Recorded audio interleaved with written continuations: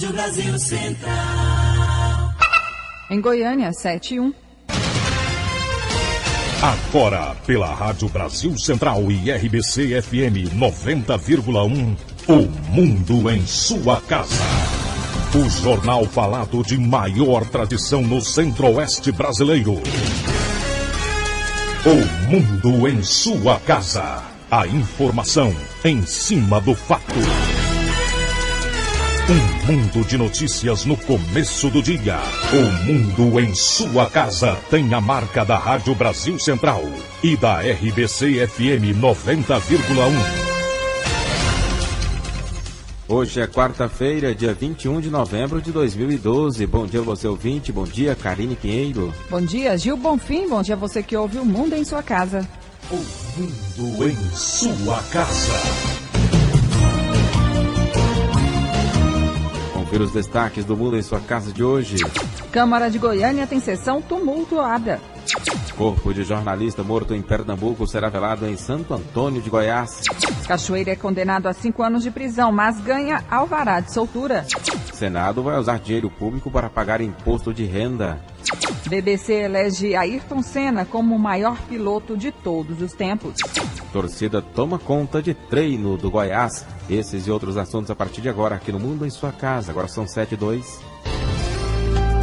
O Mundo em sua casa. Tempo e temperatura.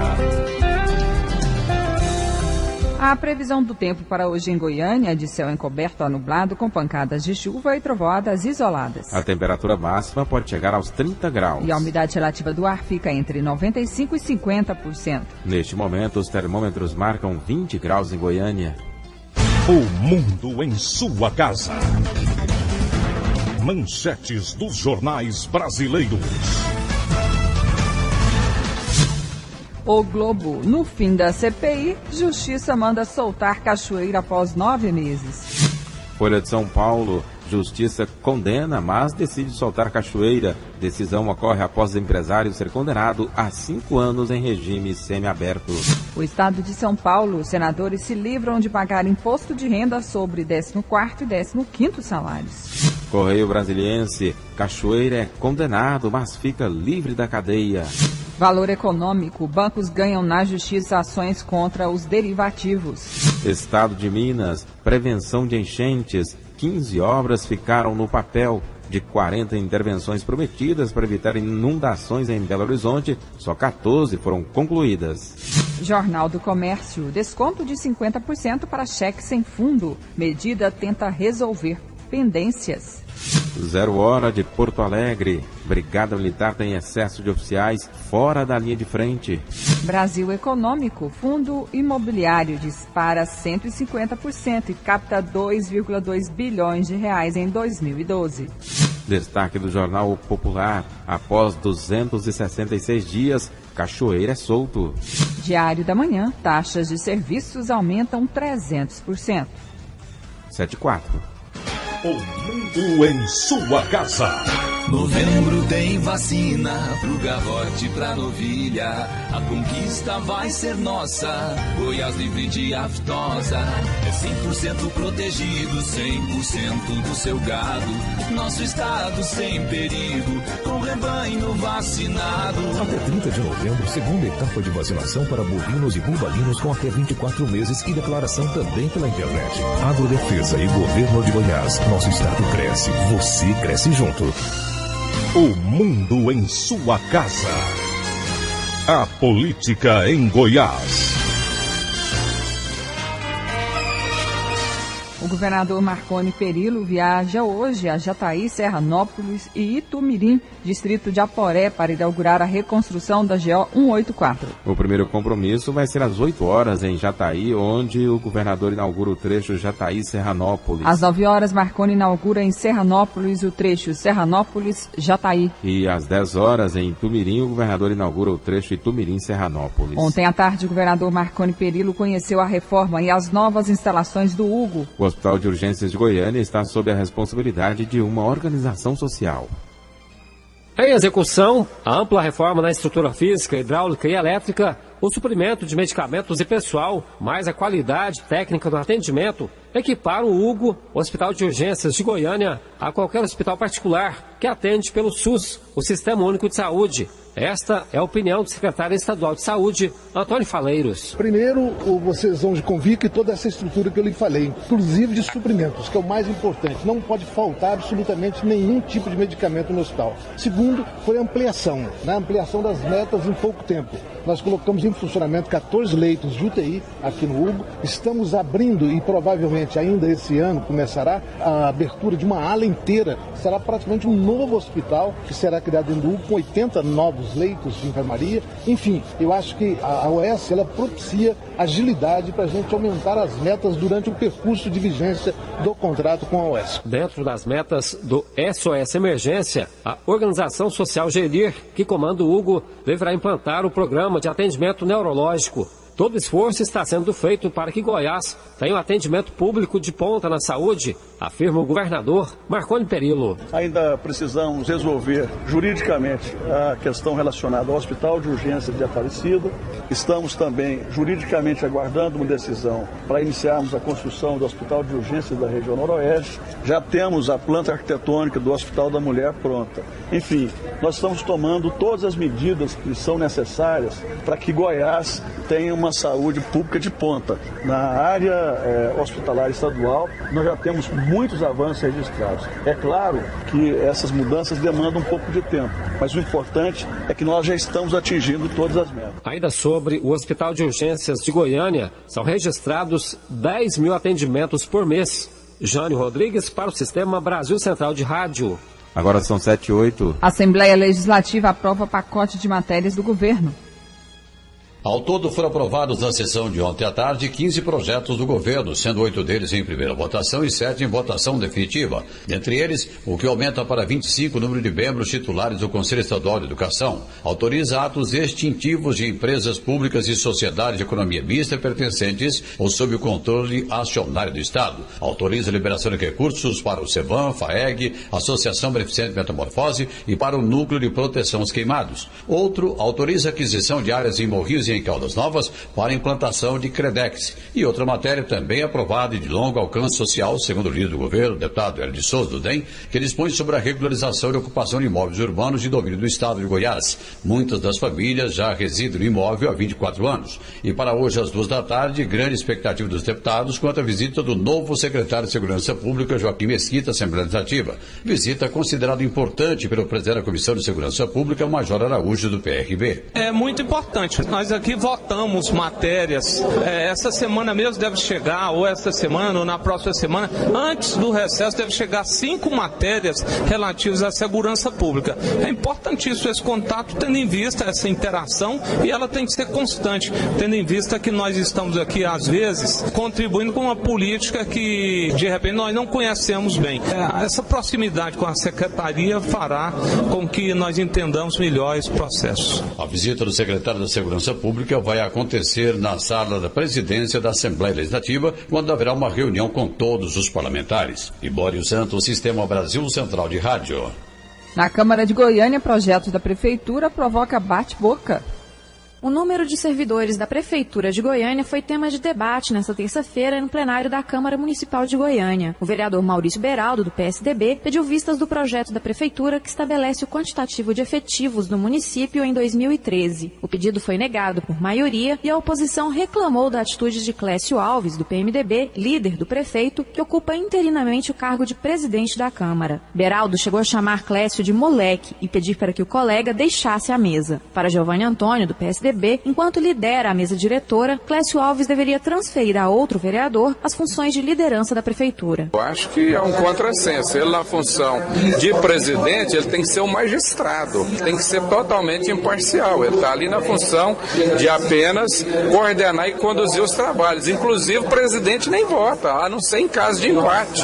Agora, ele exercer na condição de trabalho, na mesa diretora, a função de líder do prefeito é um contrassenso. Nós não concordamos de forma forma alguma que nesse período, enquanto ele está na condição efetiva de presidente da casa, quando o presidente irá assumir a prefeitura de Goiânia, que ele possa nomear um líder interino. Clécio Alves rebateu as críticas da oposição e afirmou que a bancada não sabe perder. A oposição já teve muitas vontades, inclusive de me tirar da vice-presidência, mas eu devo satisfação e obediência, primeiro a Deus, ao povo e depois a todos os 35 vereadores. Então não é que a vontade da oposição entende que eu não deva estar na liderança do prefeito, que não é um cargo que é da mesa ou é da Câmara, é um cargo absolutamente de confiança do prefeito e que ele gentilmente me convidou e eu aceitei. Então hoje, nesse instante, eu exerço com muita humildade e eu quero deixar bem claro a liderança do governo, a presidência dessa casa que eu estou ocupando no exercício e a vice-presidência, a primeira vice e também a corregedoria parlamentar. Por fim, o projeto de autoria do prefeito Paulo Garcia foi aprovado em segunda votação por 18 votos favoráveis e 6 abstenções. O vereador Agenor Mariano, do PMDB, explica que a aprovação era necessária em respeito à lei de responsabilidade fiscal. A prefeitura, todos os anos, cumprindo a lei de responsabilidade fiscal,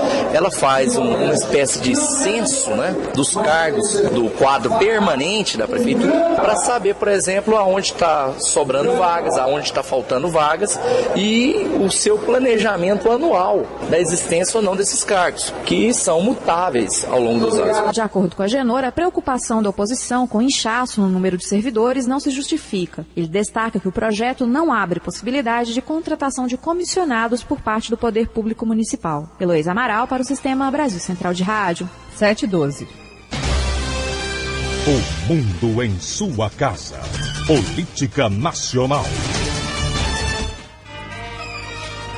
A Câmara dos Deputados aprovou ontem a medida provisória que permite aos governos federal, estadual e municipal antecipar os repasses nos contratos de parcerias público-privadas. A MP permite que os valores sejam liberados em etapas à medida em que o serviço seja desenvolvido. Pela lei atual, o pagamento é feito apenas no fim da obra. A proposta segue agora para o Senado. E o Senado vai usar dinheiro público para pagar o imposto de renda que os senadores não recolheram sobre o 14º e o 15º salários entre os anos de 2007 e 2011. Em agosto, a Receita Federal cobrou a dívida diretamente dos parlamentares. O Senado afirma que não recolheu o imposto porque considerava que se tratava de uma ajuda de custo e não de uma remuneração. Relator da CPI do Cachoeira vai pedir indiciamento de 46 pessoas. Às vésperas da apresentação do relatório final do deputado Odair Cunha, do PT de Minas Gerais, na Comissão Parlamentar de Inquérito Mista do Cachoeira, um grupo formado pelos senadores Randolfo Rodrigues, do PSOL do Amapá, e Pedro Taques, do PDT do Mato Grosso, e pelos deputados Rubens Bueno, do PPS do Paraná, e Onyx Lorenzoni, do Democratas do Rio Grande do Sul, está preparando um documento para ser lido como um voto em separado na comissão. Um instrumento que pode ser apresentado por qualquer parlamentar é uma espécie de manifestação alternativa ao relatório. O mesmo documento, que está sendo preparado por 12 técnicos, também será a base de uma representação que vai ser protocolada esta semana no Ministério Público Federal. Na semana passada, os autores chegaram a marcar encontro com o Procurador-Geral da República, Roberto Gurgel, mas desistiram. Eles acharam melhor esperar a leitura do relatório de Odair Cunha na reunião da CPI, marcada para esta quarta. Segundo o deputado Onyx Lorenzoni, o objetivo é mostrar as omissões, inconsistências e proteções do relatório final do deputado Odair Cunha. Entre as principais críticas à condução dos trabalhos da comissão está o fato de mais de 500 requerimentos, como os que pedem a quebra de sigilo bancário de empresas que teriam recebido dinheiro da Delta Construção, não terem sido votados na comissão. Também não foram analisados, conforme um parlamentar, vários pedidos de convocação de autoridades e a cariação de envolvidos. Nós estamos preparando uma representação ao Procurador-Geral da República, porque nós confiamos que todas aquelas omissões, todo o acobertamento que vai ser feito pelo relator Odair Cunha, nós vamos desmascarar na nossa representação. Nós vamos levar a Procuradoria-Geral da República para que o Ministério Público Federal possa ir atrás desta verdadeira quadrilha que vem rapinando o dinheiro público. Eu pergunto, por que do sigilo quebrado da Delta entre 2006 e 2011 faltou R$1 bilhão bilhão de reais de informação. Quem é que fez esse filtro? É o Banco Central? Foram os bancos que tinham que ter entregue esses dados? Ou foi aqui na CPI?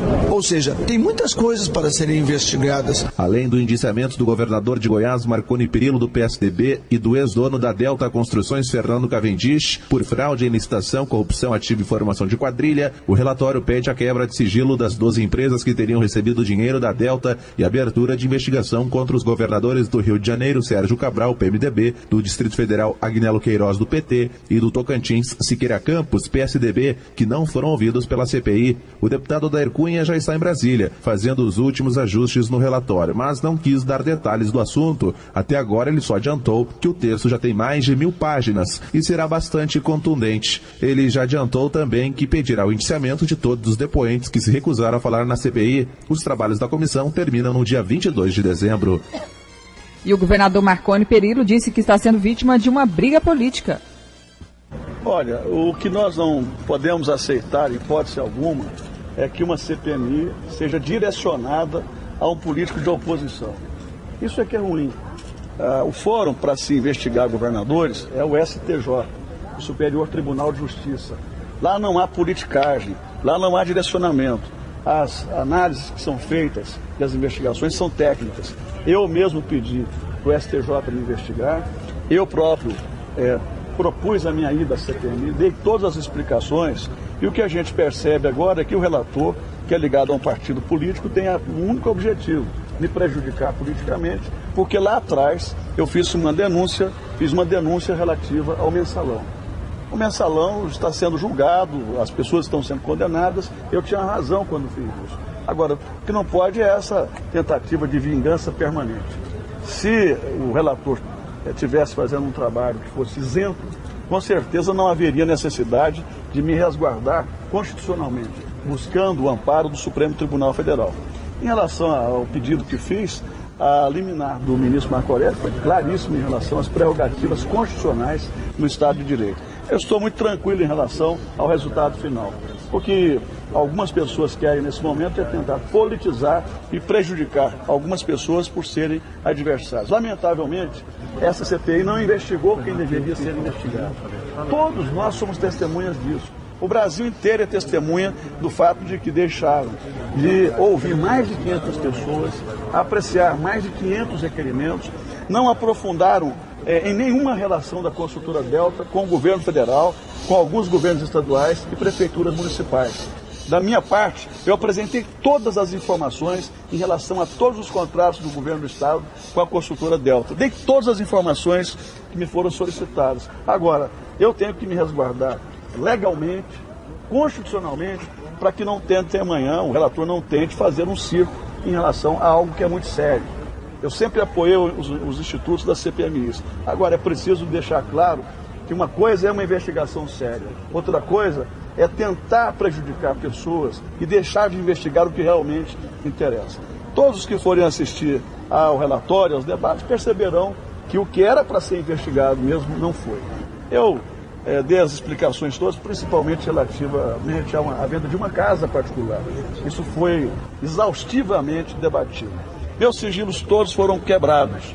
Eu mesmo encaminhei um ofício solicitando a quebra dos meus sigilos. Nada foi encontrado e nem será, porque eu tenho, graças a Deus, a consciência tranquila do trabalho que realizo aqui e do trabalho que realizei ao longo da minha vida.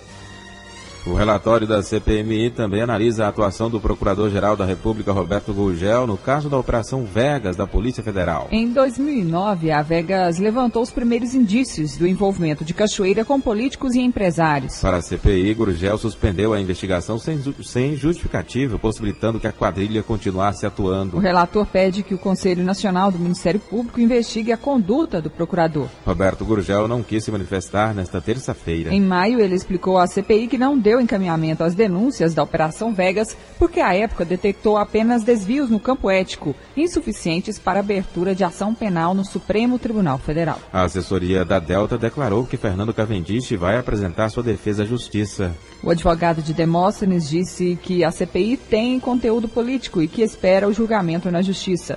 O deputado Carlos Alberto Lereia e o prefeito de Palmas, Raul Filho, além do ex-diretor da Delta, Cláudio Abreu, não se pronunciaram. 7h20. E o contraventor Carlos Augusto Ramos, o Carlinhos Cachoeira, deixou o presídio da Papuda em Brasília no começo da madrugada de hoje, depois de quase 9 meses de prisão.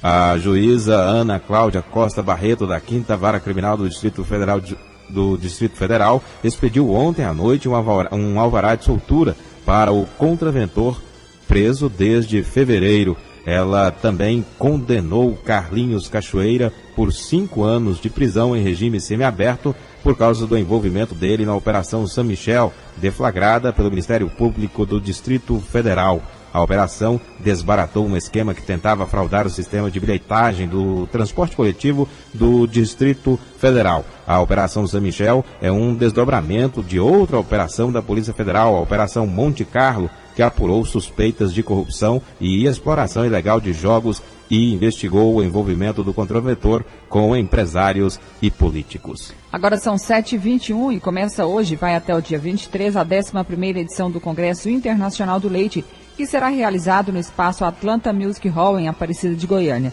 O objetivo é discutir a sustentabilidade e competitividade do setor leiteiro no país, por meio de palestras, mesas, workshops e outras atividades acadêmicas.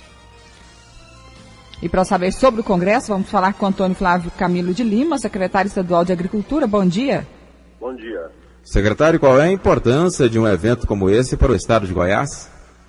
Bom, primeiro que é um evento que discute uma das principais cadeias produtivas do setor agropecuário, do agronegócio goiano, que é a atividade leiteira, onde Goiás se destaca como um dos grandes produtores nacionais, mas que é uma atividade que emprega uma quantidade muito grande de pessoas. Nós podemos dizer que isso acontece em todos os municípios goianos. Daí a importância de estarmos discutindo, avaliando, identificando as alternativas, as perspectivas futuras de um negócio tão importante para os goianos, mas também para os brasileiros. Quais os projetos que vão ser apresentados pela SEAGRO para o desenvolvimento do setor leiteiro no estado? Bom, a Secretaria tem atuado muito fortemente na viabilização da atividade, principalmente dos agricultores de menor porte, dos agricultores familiares, uma vez que esse grupo de agricultores constitui a maior parte dos pecuaristas que trabalham nessa atividade, e essa atividade para esses agricultores tem uma importância econômica e vital, inclusive dando uma característica importante de sustentabilidade a nível de município, também de sustentabilidade não apenas econômica, mas também social. Por isso que nós temos atuado muito fortemente para viabilizar a atividade junto a pequenos agricultores. Secretário, qual é o papel das grandes indústrias na formação do preço do leite, uma vez que essas indústrias dominam o mercado e até chegam a controlar o preço do produto? Olha, hoje nós vivemos já há bastante tempo num regime de livre mercado, onde a negociação entre indústria e produtores é o que prevalece. É natural que em períodos de excesso de produção exista uma queda de preços, e também em períodos onde falta o produto, esse preço seja aumentado. Nós temos uma capacidade industrial em Goiás, é importante destacar, superior ao que nós estamos processando hoje, muito superior ao que nós processamos. Existe uma certa ociosidade e talvez por isso o preço do leite em Goiás tem se mantido estável, quer dizer, não temos tido grandes problemas com preços muito baixos pagos ao produtor. Então é preciso que exista e continue o processo de negociação entre os produtores e a indústria, esse processo seja aprimorado, ele se torne a cada dia mais transparente, e isso é o que está acontecendo, mas também é preciso que tanto a indústria quanto os produtores procurem aumentar a sua produtividade, a sua eficiência na atividade, para que os lucros sejam alcançados por ambas as partes, mas que principalmente o consumidor seja beneficiado por um produto a um custo mais baixo e de melhor qualidade. Agora são 7h25. Antônio Flávio Camilo de Lima, secretário estadual de Agricultura, obrigado pela participação aqui no Mundo em Sua Casa. Bom dia. Bom dia, muito obrigado. Conversamos com o secretário estadual de Agricultura sobre a 11ª edição do Congresso Internacional do Leite, que vai ser realizado aqui em Goiânia, no Espaço Atlanta Music Hall. O objetivo é discutir a sustentabilidade e a competitividade do setor leiteiro no país, através de palestras, mesas redondas, workshops e outras atividades acadêmicas. Agora são 7h25. O mundo em sua casa. A Agrodefesa, Agência Goiana de Defesa Agropecuária, comunica. Desde o dia 19 de novembro, realiza o seu atendimento em nova sede, localizada na Avenida Circular, número 466, setor Pedro Ludovico. Nesse novo prédio, estão abrigadas as atividades de administração, sanidade animal e vegetal, inspeção e fiscalização. Agrodefesa e Governo de Goiás. Nosso estado cresce, você cresce junto. O mundo em sua casa. Um mundo de notícias no começo do dia.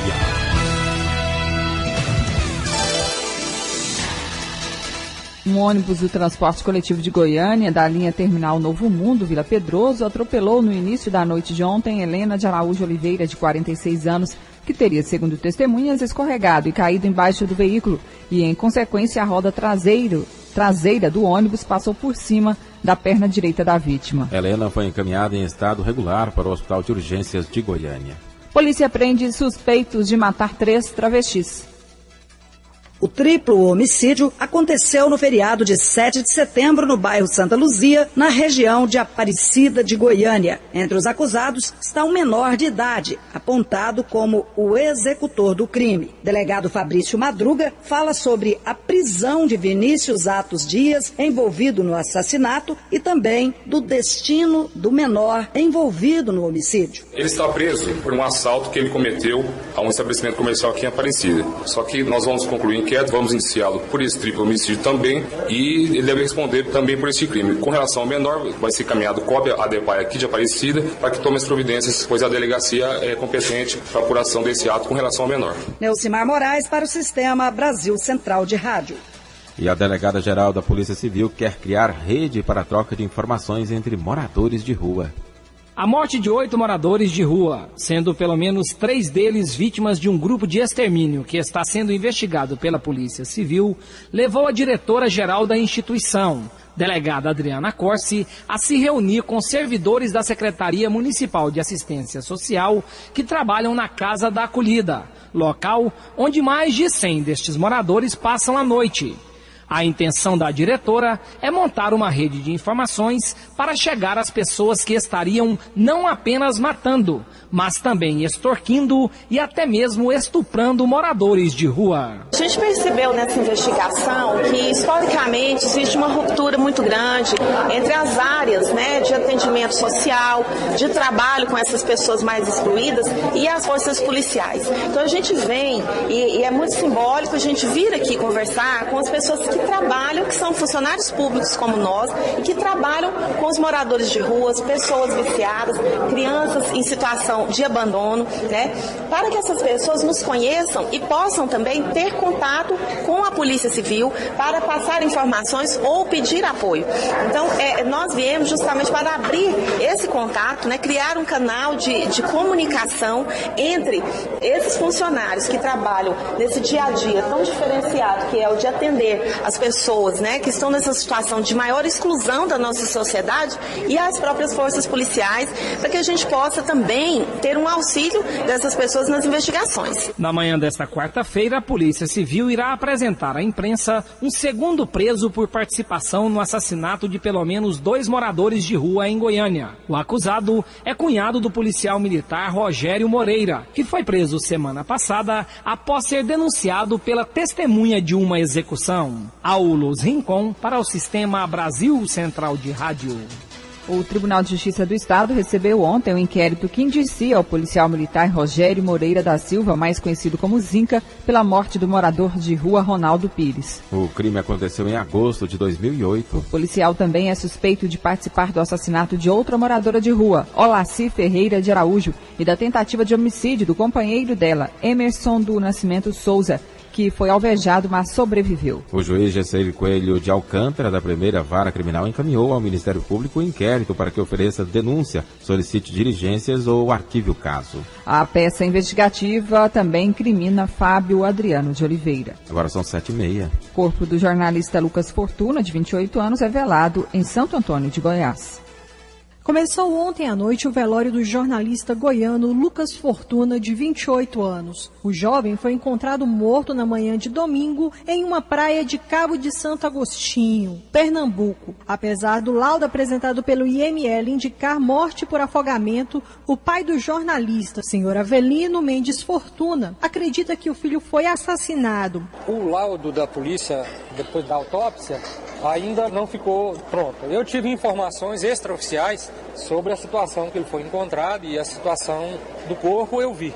Os ferimentos nas pernas, no rosto, nas costas, como se ele tivesse sido arrastado nas pedras, que o local que ele estava jogado no mar era num local onde tem muita pedra. A camiseta dele foi encontrada em cima de uma pedra, toda ensanguentada. A calça desapareceu, o celular desapareceu. Mas a carteira dele, que ele carregava uma carteirinha pequena, só com os cartões de crédito e uma pequena quantia de dinheiro, estavam do lado da camiseta. Senhor Avelino Fortuna também explicou por que decidiu manter o caixão lacrado durante o velório. Por causa do estado que se encontra o corpo dele. O rosto completamente deformado, não é uma visão agradável e eu gostaria que a imagem dele não fosse exposta ao escárnio com comentários, porque eu gostaria que a imagem que fosse levada é a imagem que vai ser colocada em cima do caixão dele que está chegando, e é a imagem que a gente sempre conheceu ele nesses 28 anos de vida dele. Para finalizar, o pai de Lucas apontou que gostaria que o jovem fosse lembrado pelas causas que defendia. A mim não interessa muito a questão de descobrir quem matou, mas o motivo que o matou. E o motivo a gente sabe qual é.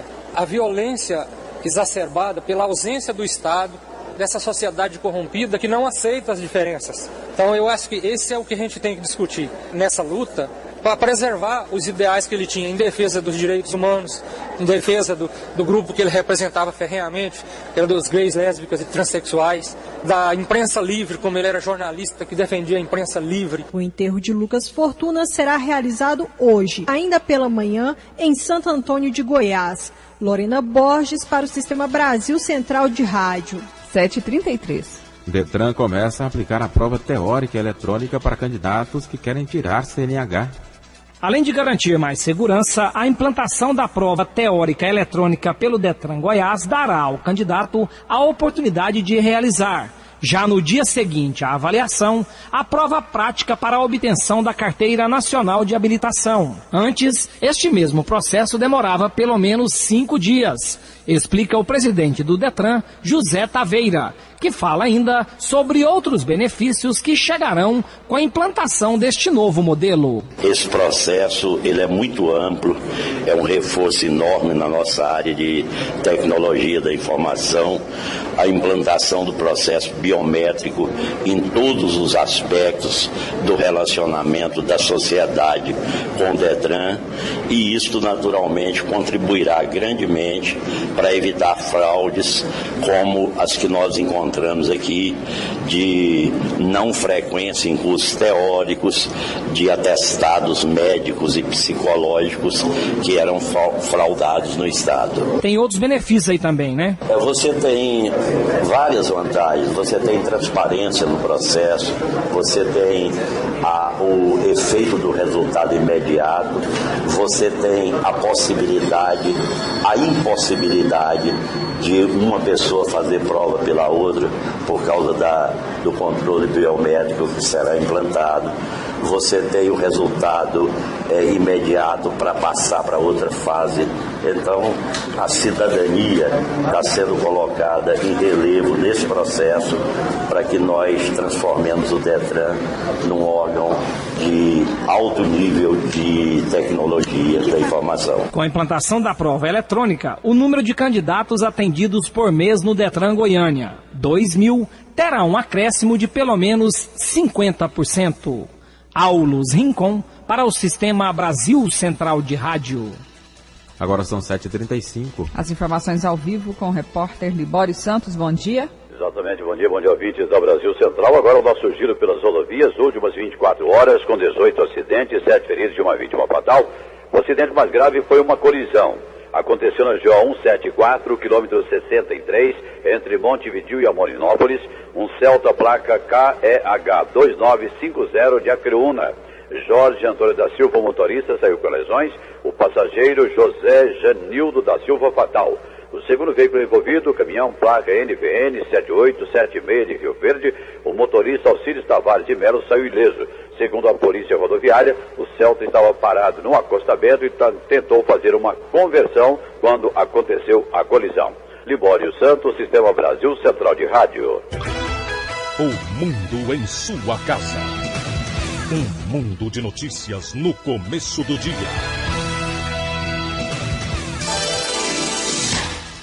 7h36. Será realizada hoje na sede da Prefeitura de Aparecida de Goiânia mais uma reunião ordinária do Grupo de Gestão Integrada do município. O objetivo da reunião, que contará com a presença do prefeito Marquito Vilela e dos membros responsáveis pela segurança pública do município e do estado, é o de discutir a criminalidade em Aparecida de Goiânia e apresentar dados do avanço da segurança pública depois da implantação das câmeras de vídeo monitoramento. Vamos conversar agora com o coordenador do Grupo de Gestão Integrada do município, o Coronel Raul Coutinho. Bom dia.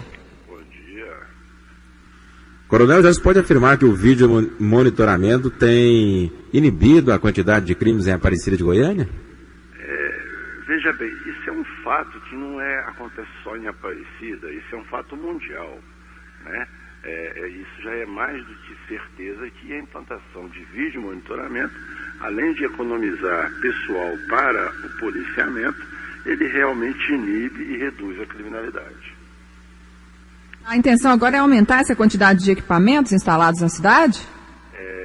O prefeito, Marquito Vilela, na campanha próxima passada, assumiu um compromisso com a cidade de aumentar o número de câmeras. E nós estamos iniciando um trabalho para resgatar esse compromisso e aumentar o número de câmeras na cidade de Aparecida em curto prazo. Quantas são as câmeras instaladas hoje e onde? Nós temos 50 câmeras, elas estão localizadas em áreas, digamos assim, né, que são o Centro Histórico, o Garavelo, a área do Buriti, né, lá na Avenida Rudá com a São Paulo, e tem mais uma área lá no Tiradentes. A ideia agora é, no mínimo, duplicar esse número de câmeras. Coronel, e quais são os tipos de crimes mais flagrados por esse sistema? É muito diverso esse espectro de crimes. Desde pedofilia, Maria da Penha, veículo roubado. É uma coisa que só quem está lá que enxerga a realidade da cidade nos períodos que ela está descansando, digamos assim. Então a ideia é chegar ao número de 100 câmeras. E quais são os novos pontos a serem monitorados?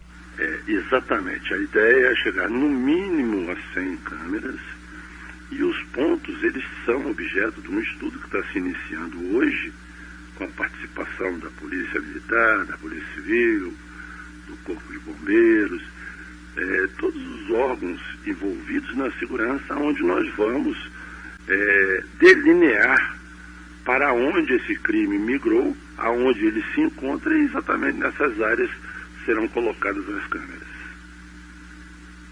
O Raul Coutinho, coordenador do Grupo de Gestão Integrada de Aparecida de Goiânia, obrigado pela entrevista aqui ao Mundo em Sua Casa, um bom dia. Um bom dia a todos.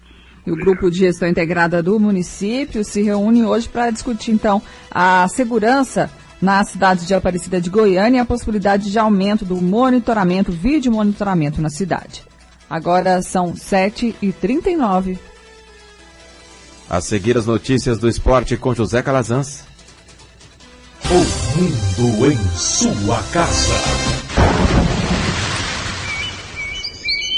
Mesmo quando não está chovendo, o mosquito da dengue continua transmitindo a doença. Então faça chuva ou faça sol, o combate não pode parar. Toda semana tire 10 minutos para fazer a sua parte. Elimine a água parada, deixe caixa d'água bem tampada e nada de garrafas ou pneus dando sopa para o mosquito. Se você ficar parado, o tempo pode ficar feio, porque a dengue mata. Secretaria de Saúde, SUS e Governo de Goiás. O mundo em sua casa. O jornal falado de maior tradição no Centro-Oeste brasileiro.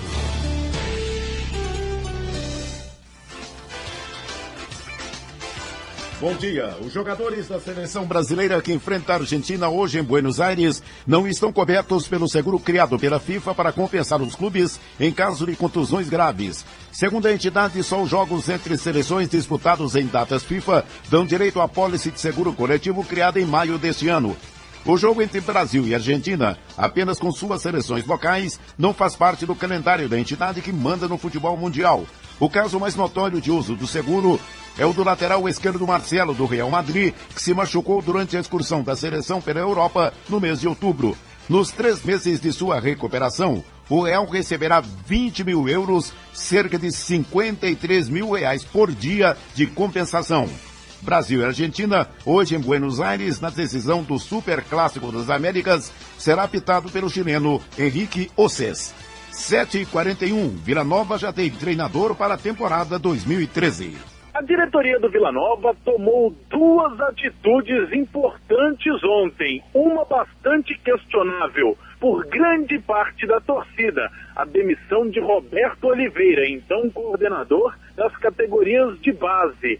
Ele que reivindicou salários atrasados de comissões técnicas e também de jogadores das categorias de base. Paulo Diniz, presidente do Conselho Deliberativo, ao lado do conselheiro Urildo Campos, os dois resolveram pela demissão de Roberto Oliveira, o que causou um mal-estar muito grande. Uma outra decisão, esta já tomada ontem à noite no Anésio Brasileiro Alvarenga, a contratação de Vladimir Araújo para ser o técnico do Vila Nova na temporada 2013. Ele estava apalavrado com o Anápolis para a disputa do Campeonato Goiano, mas acertou com o Vila Nova. Hoje pela manhã o técnico ainda irá a Anápolis para definir seu desligamento do clube do interior e no período da tarde, tudo correndo dentro da normalidade, será apresentado pela diretoria do Vila Nova. Paulo Massad para o Sistema Brasil Central de Rádio. 7h43, governador entrega obras hoje no sudoeste goiano. Agora ao vivo de Jataí, repórter Wilton Vieira. Bom dia. Bom dia, ouvinte do Sistema Brasil Central de Rádio. O governador Marconi Perillo inaugura daqui a pouco, aqui no sudoeste goiano, em Jataí, a reconstrução do trecho da GO 184, que liga Jataí a Serranópolis, agora às 8 horas, acompanhado do presidente da AGEPOP, Jaime Rincon.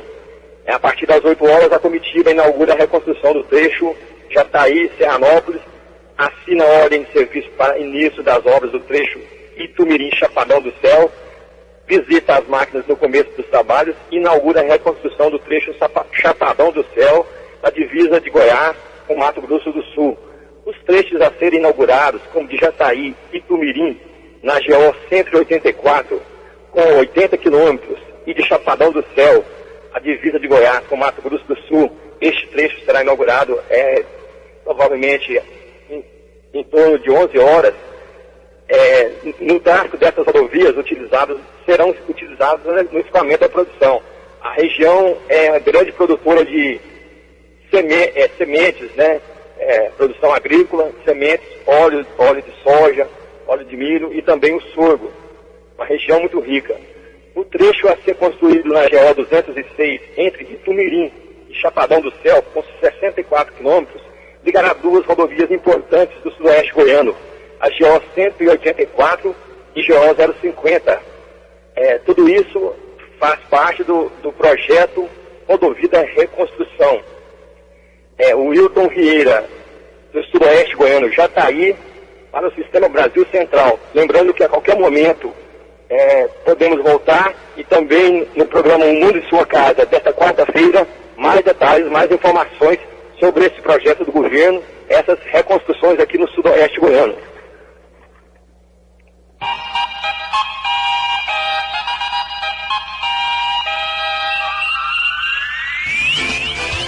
(7h45) Após a queda para a Série B do Campeonato Brasileiro, o Palmeiras anunciou o primeiro reforço para a próxima temporada. O lateral direito Ayrton, que está emprestado ao Curitiba, mas pertence a Londrina. Por outro lado, o presidente do clube confirmou que haverá dispensas no elenco, sobretudo de jogadores que estão em final de contrato. OVG e Goiás repassam alimentos a instituições sociais.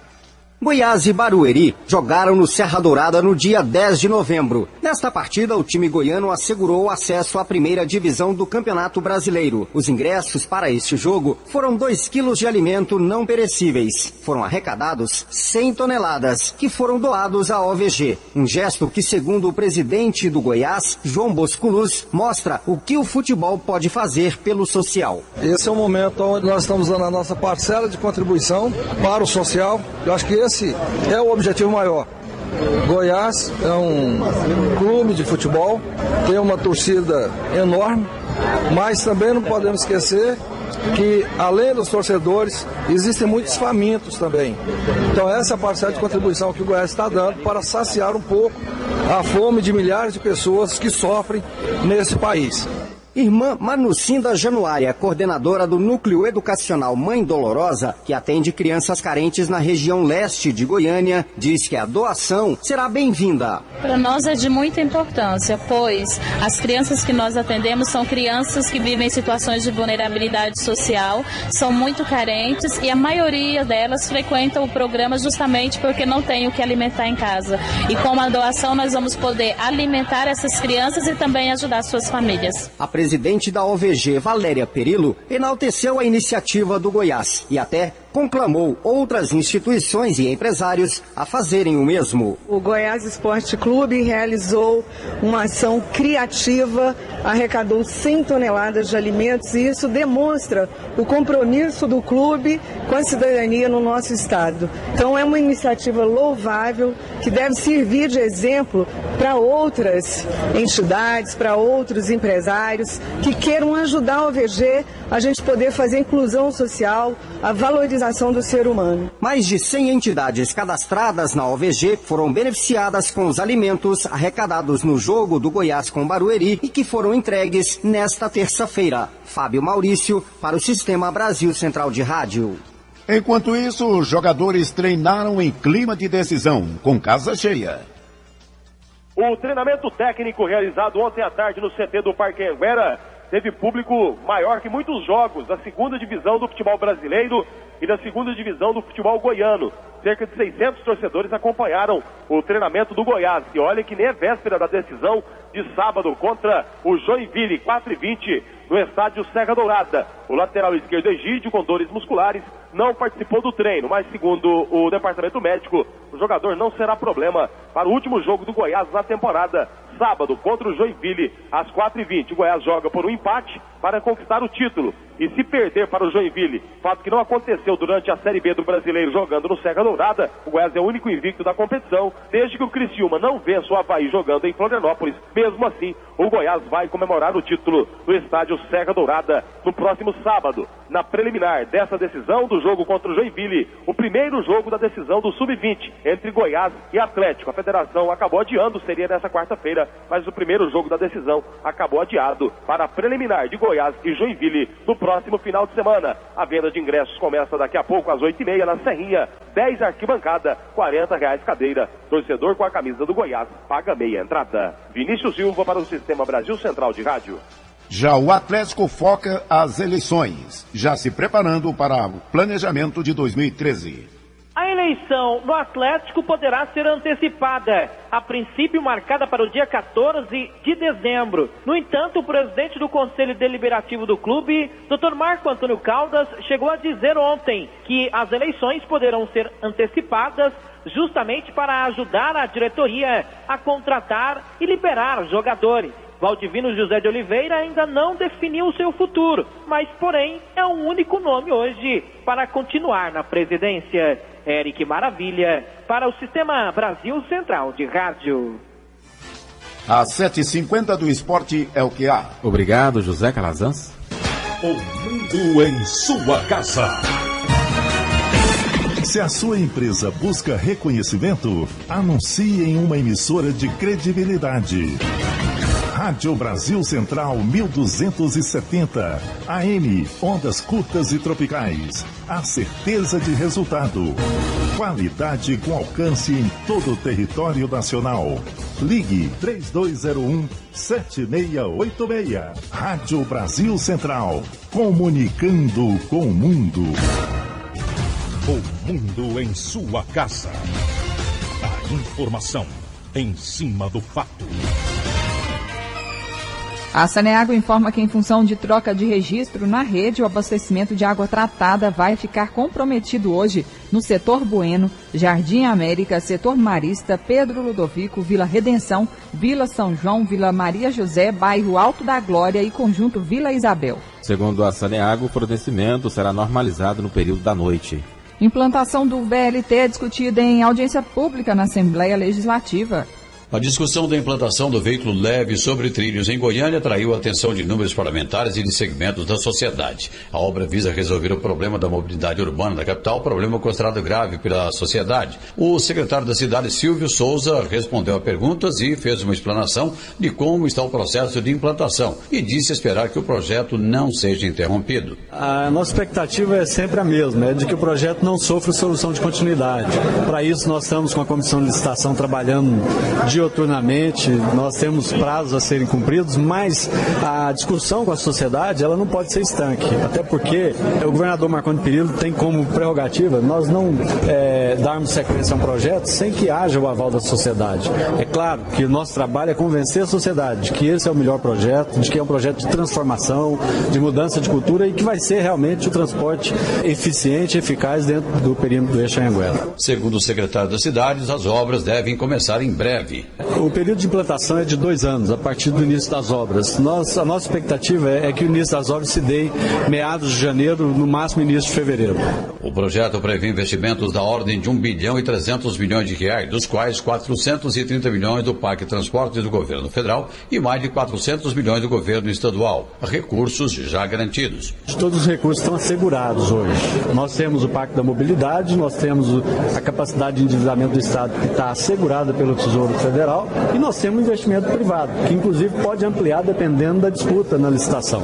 Então, com relação a recursos, os recursos para o VLT estão garantidos. O autor da proposta da audiência foi o deputado Daniel Messac, do PSDB, que avalia os seus resultados. A audiência pública ela foi extremamente produtiva.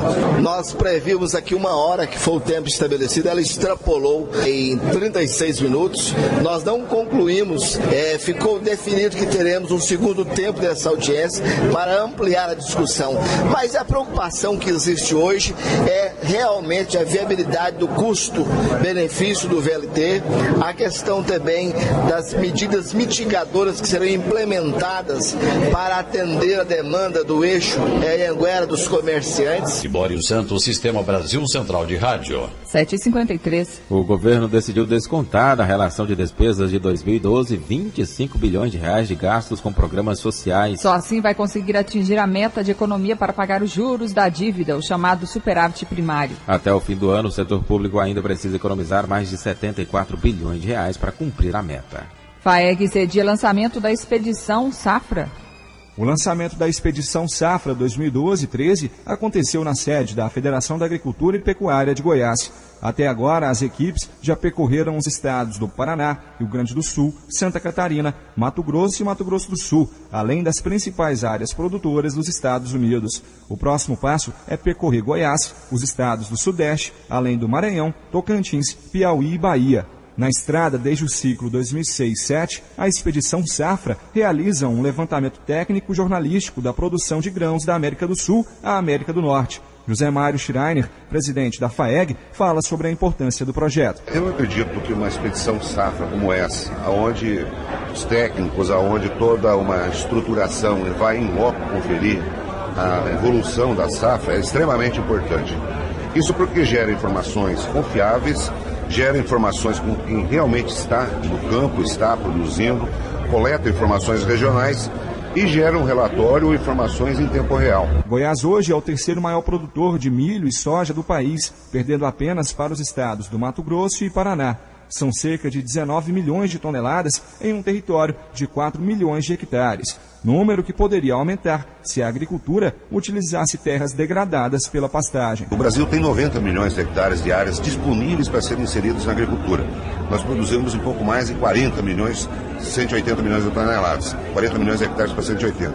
Em Goiás não é diferente, nós temos 15 milhões de hectares de pastagens e mais da metade dessas pastagens estão degradadas. Então, portanto, elas podem ser incluídas no processo de produção. Agora, o que nós precisamos avançar rapidamente em Goiás? Nós precisamos fazer com que a legislação ambiental, com que os licenciamentos ambientais andem de uma forma mais acelerada. A expedição Safra é realizada pelo jornal Gazeta do Povo, do Grupo Paranaense de Comunicação. Paulo Henrique Santos, para o Sistema Brasil Central de Rádio. Agora são 7h56. A Sudeco anunciou a liberação de 512 milhões de reais referentes à primeira parcela de convênio firmado com a Agência Goiana de Desenvolvimento Regional no valor total de R$1 milhão. Os recursos serão utilizados na aquisição de máquinas e equipamentos e, consequentemente, na produção de alimentos, atendendo a arranjos produtivos locais em 12 municípios do Nordeste goiano. A equipe econômica aumentou de 4,7% para 5,2% a projeção oficial de inflação para este ano. A nova estimativa foi divulgada ontem pelo Ministério do Planejamento, que enviou ao Congresso Nacional o relatório de receitas e despesas do 5º bimestre. No relatório, o Ministério da Fazenda manteve a previsão de 2% de crescimento do Produto Interno Bruto para este ano. 7h57. Proposta de emenda à Constituição amplia os direitos dos empregados domésticos.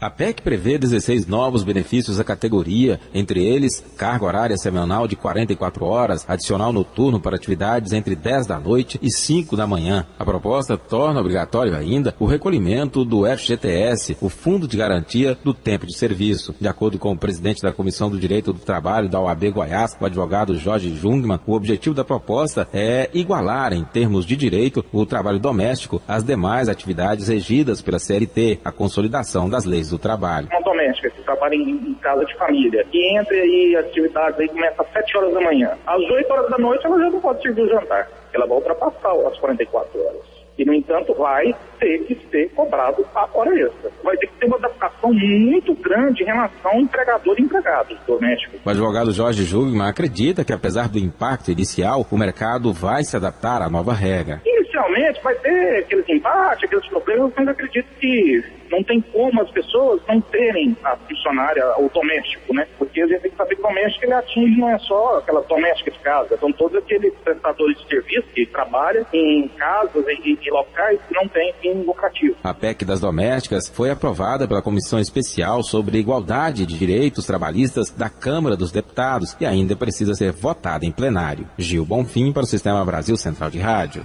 7h58. A GR realiza consulta pública para desenvolver licitação de transporte intermunicipal.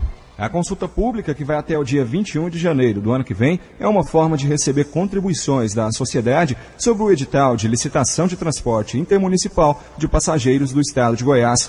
A minuta do documento e os anexos estão disponíveis no site da AGR e as críticas e sugestões deverão ser enviadas para o e-mail consultaeditaltrip@agr.gov.br. O presidente do Conselho Regulador da AGR, Humberto Tanus Júnior, explica que a licitação foi pensada durante 15 meses, juntamente com técnicos da UNB, seguindo uma exigência do Ministério Público. O sistema hoje aí, ele já vem de muitos anos, quer dizer, tem 50, 60 anos que esse sistema vem sendo remendado, emendado, tem algumas linhas que foram citadas, outras tiveram autorizações precárias. Então o que a gente quer é o seguinte: nós fizemos esses 15 meses dessa reestruturação, desse convênio com a UNB, nós reestruturamos todo o sistema, fizemos um planejamento, fizemos uma racionalização.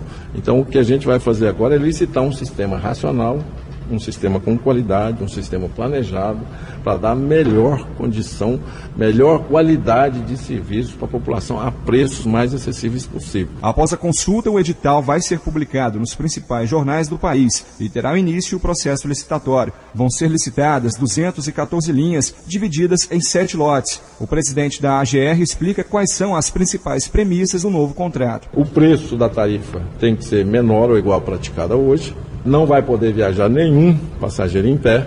todos os municípios do estado serão atendidos. Hoje 11 municípios não são atendidos. E com pelo menos uma viagem de ida e volta diariamente. Outra coisa também, a gente quer o atendimento que tenha pelo menos no início da operação 30% dos ônibus veículos 0 km e os outros 70% que não ultrapassam 5 anos. A licitação deve acontecer no primeiro semestre do ano que vem. Paulo Henrique Santos, para o Sistema Brasil Central de Rádio.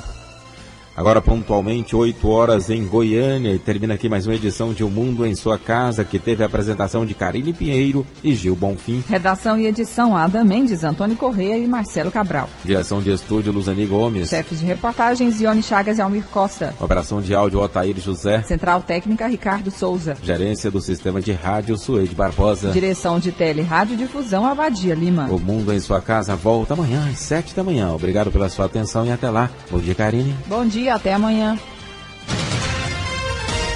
Este foi pela Rádio Brasil Central e RBC FM 90,1. O Mundo em Sua Casa. O jornal falado de maior tradição no Centro-Oeste brasileiro. O Mundo em Sua Casa. A informação em cima do fato. Um mundo de notícias no começo do dia. O Mundo em Sua Casa voltará sempre com a marca da Rádio Brasil Central e da RBC FM 90,1.